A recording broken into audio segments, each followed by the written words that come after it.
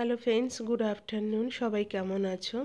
আমার শরীরটা খুব ভালো নেই, দুদিন ধরে খুব জ্বর।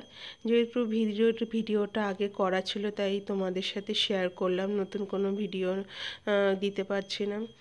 বরমশাই বাড়ি এসেছিলো বলে ওর জন্য একটু তরকা করছিলাম, তাই সেটাই তোমাদের সাথে একটু শেয়ার করলাম।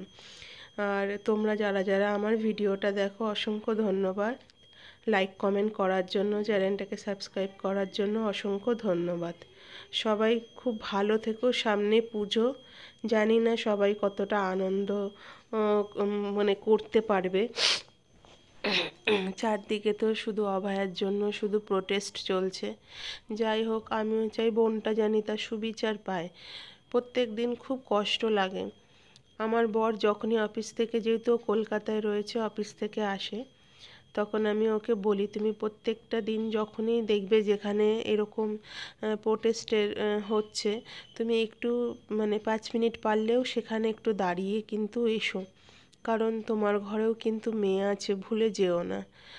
তখন ও আসার সময় যখন আসে, ও একটু ঘুরে আসে, আমায় এসে আবার সেগুলো বলে। ও এগুলোর ভিডিও করে না, কারণ ও পছন্দ করে না। আর এটা সত্যি, এইসব ভিডিও যারা করছে তাদের আমি খারাপ বলছি না, ভালো। তাদের জন্য আরও অসংখ্য মানুষ এই প্রোটেস্টে যোগ দিতে পারছে। আমরা যখন মেয়ে জন্মায়, কন্যা সন্তান, তখন বাবা মায়েরা কত সাধ করে মেয়ের নামকরণ করি বা মেয়ের নাম রাখি, একটা মিষ্টি নাম।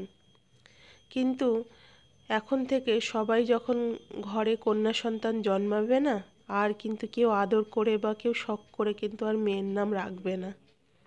কেন? কারণ জানো?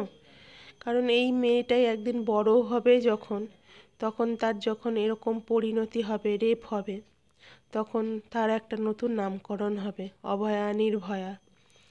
এই জন্য যখন তার নামকরণ হবে, আগে থেকে তার নাম আর কেই বা রাখবে বলো? যাই হোক, টাটা। তোমরা সবাই